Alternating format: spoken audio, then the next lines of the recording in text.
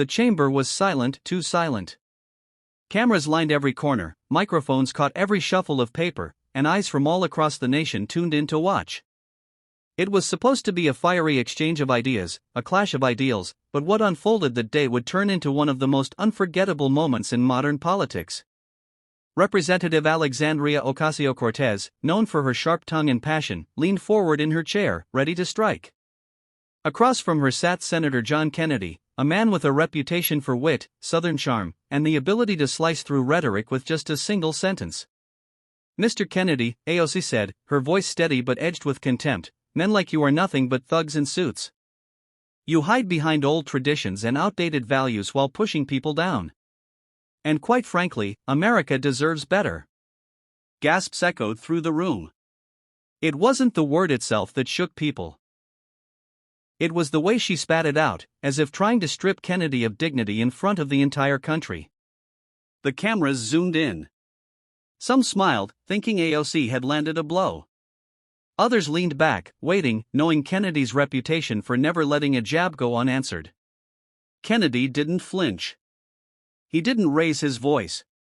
Instead, he tilted his head, folded his hands on the desk, and spoke in that deliberate, measured drawl that carried more weight than shouting ever could. "Congresswoman," he said softly, "I've been called a lot of things in my life. I've been called stubborn, slow, even a fool. But I'll tell you this, never once has it been a thug who sat across a kitchen table with a single mom and helped her save her family farm. Never once has it been a thug who drove through the night to comfort a town after a flood wiped out their homes. And never once, Congresswoman, has it been a thug who took the blows of politics but never stopped believing in the goodness of this country." The room fell into silence again, but this time it was a heavy silence, the kind that sinks into the bones. Kennedy's words weren't defensive, they were reflective, anchored in real experience. He didn't posture, didn't try to outshout her. Instead, he drew from a well of authenticity that couldn't be faked. AOC blinked, visibly caught off guard.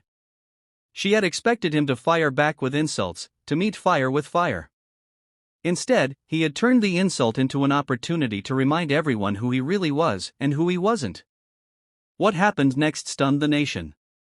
One by one, people began to speak, not politicians, but ordinary citizens.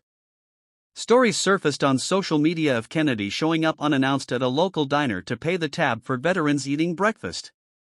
Accounts from widows and working-class families came forward, telling of the time Kennedy helped pass legislation that directly saved their livelihoods. Even an old janitor from a Louisiana courthouse appeared in a local interview, recalling how Kennedy once stopped mid-walk to pick up his M.O.